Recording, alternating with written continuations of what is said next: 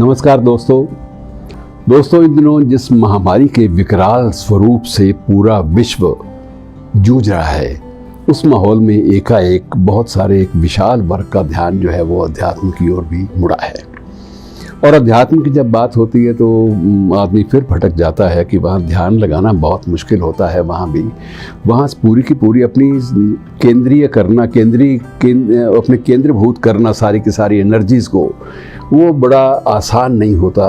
और उस वक्त जिक्र सबसे पहले चलता है कि महामारी के दिनों में इन बड़े बड़े अध्यात्म पुरुषों ने क्या भूमिकाएं निभाई थी। सबसे बड़ी भूमिका विवेकानंद को निभानी पड़ी थी, स्वामी विवेकानंद को। और जब स्वामी विवेकानंद की जब चर्चा होती है तो उनके परिप्रेक्ष्य में जिस महान विभूति की चर्चा होती है कि जिसके मार्गदर्शन में उन्होंने अपनी आध्यात्मिक जिंदगी की शुरुआत की थी, वो थे स्वामी रामकृष्ण परमहंस।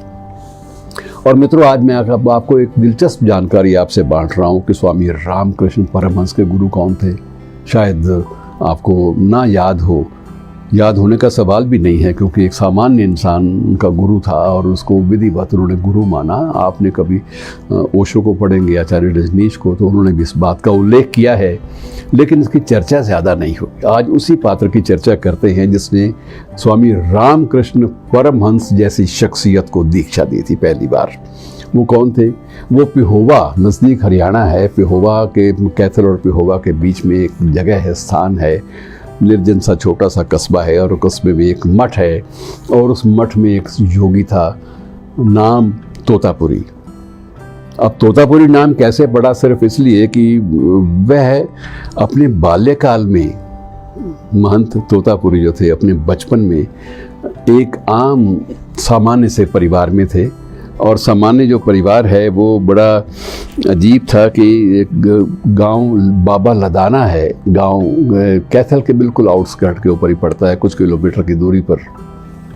वहाँ के मठ के पास इनका निवास था, और वहीं के एक साथ में समीप एक गरीब से घराने में ये पैदा हुए थे, और जाति से जाट थे। अब जाट परिवारों में अध्यात्म की बातें अक्सर आमतौर पे मानी नहीं जाती, क्योंकि मूल रूप से इनका जो कृषि धर्म है उसको प्रधानता दी जाती है कि जाट जो है वो कृषि में ज़्यादा अपना कर्म जो है उसको मानता है, अपनी कर्म भूमि मानता है, और उस कर्म भूमि में वो पूरा लीन हो जाता है। लेकिन ये एक सामान्य जाट परिवार में पैदा होने वाले ये बालक जो थे, ये ऐसे एक विचित्र थे कि हमेशा अपनी लगन में लीन रहते थे। जैसे फॉर एग्जांपल इनके बारे में कोट ये किया जाता है, मैंने वो क्षेत्र सारा देखा है, वो आश्रम भी देखा है। उस आश्रम के बाद जाके बाबा तोतापुरी के जो परिजन जो आगे उनकी वंश परंपरा में जो आते हैं उनको भी मिला, उनके संबंधियों को भी, जो बहुत, अब ये तीसरी पीढ़ी की बात हो गई। लेकिन वो लोग बताते हैं कि बाबा का ये था कि बाबा अगर गाय चराने गया है, बाबा पशु चराने गया है, तो वो परिंदों से बातें कर रहा है, और परिंदों से बातें करता था तो इतना लीन होकर मानो परिंदों की जाति का है, तो वो जैसे परिंदों की भाषा को पकड़ पा रहा है, और परिंदे भी जैसे उसकी कही हुई बात, उसकी बोली, उसकी उच्चारण उसके साथ पूरी तरह आत्मसात होकर जुड़ से गए हैं। और वहीं से बाबा को एक फ़कीर मिला, इसी बाबा को जो स्वामी रामकृष्ण परमहंस के गुरु थे, उस फ़कीर ने कहा कि बेटा तुम तंत्र विद्या के बारे में जानते हो? तो उसने कहा मैं तो मामूली परिवार का बच्चा हूँ जी, मुझे तंत्र विद्या के बारे में क्या जानकारी। तो तंत्र विद्या के जो मूल जो स्वरूप थे उसने बताए उस फकीर ने, और फकीर उसके बाद वहाँ से गायब हो गया, और बाबा की जो साधना थी वो तांत्रिक साधना हो गई। और जब तांत्रिक साधना एक चरम पे पहुंचती है तो उस वक्त बहुत सारे जो अन्य तांत्रिक स्थान है वहाँ से निमंत्रण, वहाँ से बुलावे आने शुरू हो जाते हैं। बुलावे का मेरा मतलब ये है कि मन उधर की ओर लपकता है, और इस साधु का, इस सामान्य से साधु का मन जो था वो लपका कि मुझे दक्षिणेश्वर जाना चाहिए। एक मन में बात उठी, अब कहाँ पे हुआ, कहाँ दक्षिणेश्वर, कोई बीच में सामान्य सीधी कड़ी नहीं है जिस कड़ी के माध्यम से अब ये माने कि ये कैसे हुआ। लेकिन इनके मन में एक जिज्ञासा जगी कि मुझे दक्षिणेश्वर काली के मंदिर में जाना चाहिए, और ये दक्षिणेश्वर चले गए। दक्षिणेश्वर के मंदिर में जाके इन्होंने सब कुछ देखा, तो वहाँ उन दिनों में स्वामी रामकृष्ण परमहंस मुख्य पुजारी के रूप में काम करते थे। अब ये बाबा अपनी साधना के तंत्र में वहाँ घंटों बैठा रहता और कभी हिलता नहीं। और कई बार इनकी बात हो जाती रामकृष्ण परमहंस से, जो उन दिनों उनका नाम था गदाधर। गदाधर का उनका नाम था ओरिजिनल मूल रूप में, और बाद में स्वामी रामकृष्ण परमहंस बने, जबकि वो अंतर ज्योति जो है वो जाग उठी। और उसके बाद जब तंत्र साधना में उनको सिद्धियां प्राप्त हो गई तो उसके बाद उनका नाम घोषित किया गया स्वामी रामकृष्ण परमहंस। इससे पहले वो पंडित गदाधर थे। तो पंडित गदाधर ने उनसे जिज्ञासा के वश पूछा कि बाबा, आप तो बहुत तंत्र साधना में आप घंटों बैठे रहते हो, आपका कभी मैंने आपको भटकते नहीं देखा, एकाग्रचित होकर आप इतनी देर तक लगातार आप कैसे काली के चरणों में आप नज़र गिराए हुए वहाँ पर, और उसके बाद आप अपना मन ही मन को तांत्रिक अनुष्ठान कर रहे हैं और आपको पता ही नहीं कि आपके आसपास कौन है।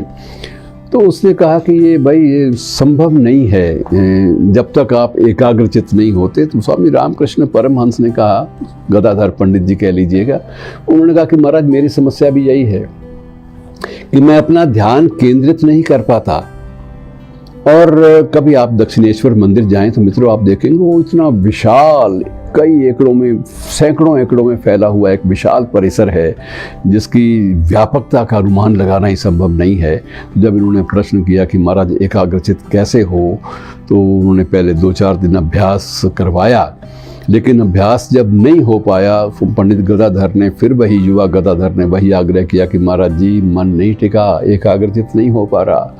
और इस शख्स ने, इस स्वामी ने क्या किया कि एक हाथ में कांच का टुकड़ा था और कांच का टुकड़ा उसके मस्तक पर बीच में दे मारा स्वामी रामकृष्ण परमहंस के, और कहा कि अब जहाँ पर मैंने ये तुम्हें चोट पहुँचाई है वहीं पर एकाग्र हो जाओ। और मित्रों, स्वामी रामकृष्ण परमहंस को लगा कि ये मुझे कुछ दैवी आदेश मिला है, और वहीं पर एकाग्रचित हो गए।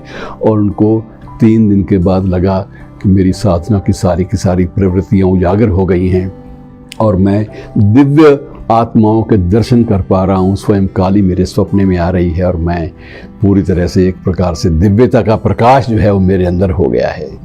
और उसके बाद उन्होंने उसी मार्ग पर चलते हुए उन्होंने फिर, अब योगी रमता तो कहाँ टिके, उन्होंने कहा मेरी दक्षिणेश्वर की यात्रा पूरी हो गई। स्वामी तोतापुरी ने कहा कि मैं तो भाई अब चला। तो स्वामी रामकृष्ण परमहंस जैसे महान शख्स ने इनके पांव पकड़ लिए कि ना महाराज, मुझे अभी साधना थोड़ी सी और मेरे साथ रहिए, मेरे ऊपर रहिए, मेरे ऊपर हाथ रखिए और मुझे थोड़ी सी दीक्षा और कुछ दिन दीजिए ताकि मैं अपनी अधूरी साधना को पूरा कर सकूं।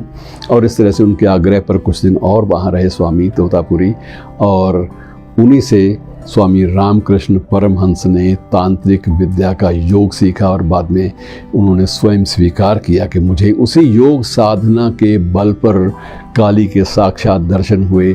और उसके बाद उन्होंने स्वामी विवेकानंदा को भी संन्यास की दीक्षा दी। और उसके बाद उनका जो व्यापक जो मंडल था स्वामी रामकृष्ण परमहंस का, अब पूरे देश में रामकृष्ण परमहंस जो मठ हैं वो फैले हुए हैं। हमारे चंडीगढ़ में भी है, अन्य स्थानों पर भी है, दिल्ली में बहुत सारे हैं और बंगाल तो सारा भरा पड़ा है। तो ये एक पूरी की पूरी कल्चर है, पूरी की पूरी संस्कृति है जिसमें मुख्य भूमिका किसकी थी? एक मामूली किसान के बेटे की, जिसका संबंध हरियाणा के एक छोटे से गांव से था। तो ऐसी चर्चाएं जो है मित्रों, कई बार बड़ा अच्छा लगता है कि ऐसी महान आत्माएं हमारे बीच में हुई और कभी उसमें उन पर शोध भी नहीं हुआ, विशेष को कार्य आगे बढ़ाया गया और ये नहीं किया गया। और आम आदमी की जानकारी स्वामी रामकृष्ण परमहंस के बारे में तो अथाह है, स्वामी विवेकानंद के बारे में अथाह है, लेकिन इन दोनों के जो महागुरु थे उसके बारे में बहुत कम लोग जानते हैं। और ऐसी शख्सियतें दैवी पुरुष मित्रों कभी प्रचार भी नहीं करते, लीन हो जाते हैं। शुक्रिया दोस्तों।